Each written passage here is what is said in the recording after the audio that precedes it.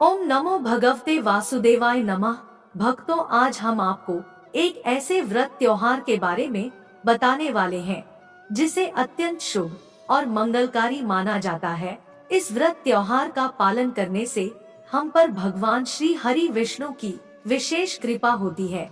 सभी प्रकार की विपत्तियां समाप्त हो जाती है। धन प्राप्ति के मार्ग की सभी रुकावटें समाप्त हो जाती है और धन की वर्षा होने लगती है। इस पावन व्रत त्योहार को हम देवउठनी एकादशी के नाम से जानते हैं। सनातन परंपरा में जिस कार्तिक मास के शुक्ल पक्ष की देवोत्थान या फिर कहें देवउठनी एकादशी पर श्रीहरि अपनी योग निद्रा से जागते हैं और उसमें शादी ब्याह जैसे मांगलिक कार्यों की शुरुआत होती है, उसकी तारीख, शुभ मुहूर्त और पूजा विधि आदि के बारे में जानने के लिए हमारे वीडियो को पूरा देखें, क्योंकि अधूरा ज्ञान किसी काम का नहीं होता। देवउठनी एकादशी की पूजा का शुभ मुहूर्त देश की राजधानी दिल्ली के पंचांग के अनुसार इस साल कार्तिक मास के शुक्ल पक्ष की एकादशी 22 नवंबर 2023 की रात्रि 11:03 से प्रारंभ होकर 23 नवंबर 2023 की रात्रि 9:01 समाप्त होगी। ऐसे में उद्या तिथि के अनुसार इस साल देवोत्थान एकादशी का पावन पर्व 23 नवंबर 2023 को मनाया जाएगा और इस व्रत का पारण अगले दिन 24 नवंबर 2023 को प्रातः काल 6:51 से 8:57 बजे के बीच किया जा सकेगा। गौरतलब है कि एकादशी का व्रत बगैर पारण के अधूरा माना जाता है। देव उठनी एकादशी का महत्व। कार्तिक शुक्ल एकादशी को देवोत्थनी एकादशी के नाम से भी जाना जाता है। इस दिन से विवाह, गृह प्रवेश तथा अन्य सभी प्रकार के मांगलिक कार्य आरंभ हो जाते हैं।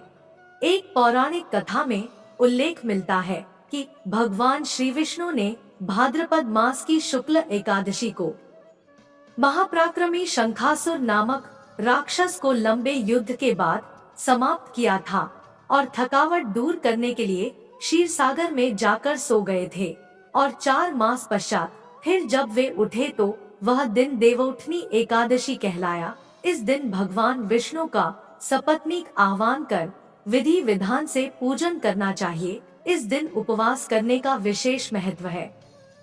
देवउठनी एकादशी की पूजा विधि। देवउठनी एकादशी पर भगवान श्री विष्णु का आशीर्वाद पाने के लिए व्यक्ति को प्रातः काल सूर्योदय से पहले उठकर स्नान करना चाहिए।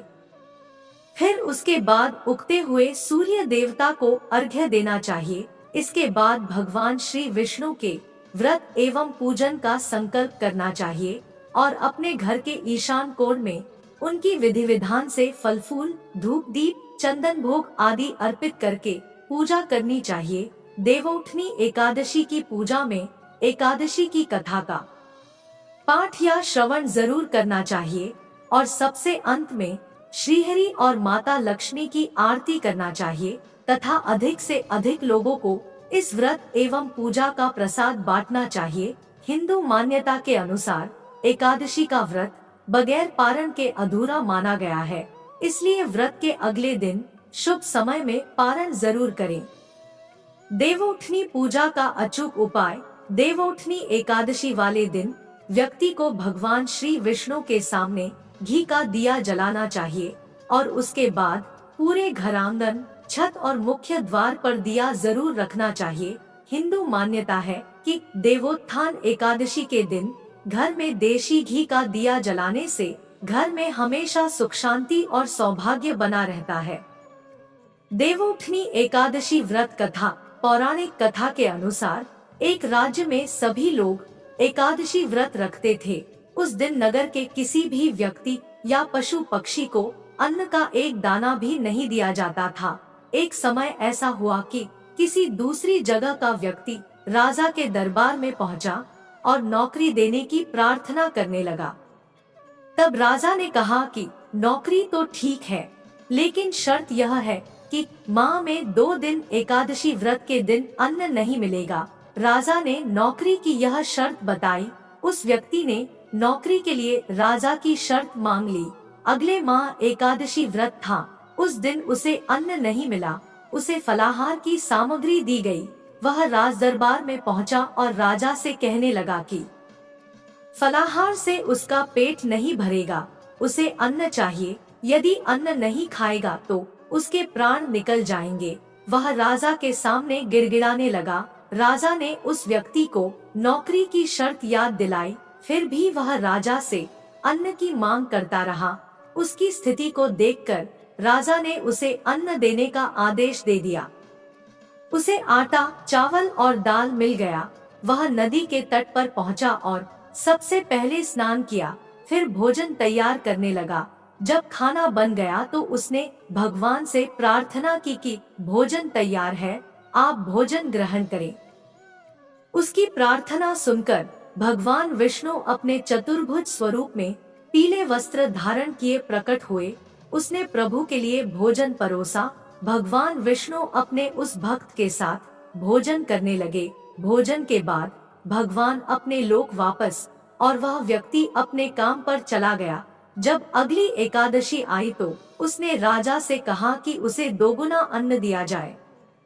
पहली एकादशी पर वह भूखा ही रहा, क्योंकि उस दिन साथ में भगवान ने भी भोजन किया।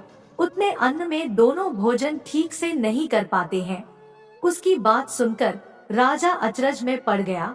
राजा ने कहा कि तुम्हारी बात पर विश्वास नहीं है कि तुम्हारे साथ भगवान भोजन करते हैं। वह तो सभी एकादशी व्रत करता है, पूजा पाठ करता है, लेकिन आज तक भगवान ने उसे दर्शन नहीं दिए। इस पर नौकर ने राजा से कहा कि आपको विश्वास न हो तो आप साथ में चलकर स्वयं ही देख लें। एकादशी के दिन राजा एक पेड़ के पीछे छिप गया। नौकर ने हमेशा की तरह नदी में स्नान किया और भोजन तैयार कर दिया। उसने कहा कि भगवान भोजन तैयार है, आप भोजन ग्रहण करें। इस बार भगवान नहीं आए। उसने कई बार पुकारा, लेकिन भगवान नहीं आए। उसने कई बार पुकारा, लेकिन भगवान नहीं आए। तब उसने कहा कि यदि आप नहीं आए तो वह इस नदी में कूदकर जान दे देगा। उसने फिर भगवान को पुकारा, लेकिन भगवान नहीं आए तो वह नदी में कूदने के लिए आगे बढ़ा। तभी भगवान प्रकट हो गए और उसे रोक लिया। वे उसके साथ बैठकर भोजन किए। उसके बाद उसे अपने विमान में बैठा लिया और अपने साथ अपने धाम लेकर चले गए। यह देखकर राजा को ज्ञान हुआ कि मन की शुद्धता के साथ ही व्रत और उपवास का फल मिलता है। उसके बाद से राजा पवित्र मन से व्रत और उपवास करने लगा। जीवन के अंत में उसे भी स्वर्ग की प्राप्ति हुई।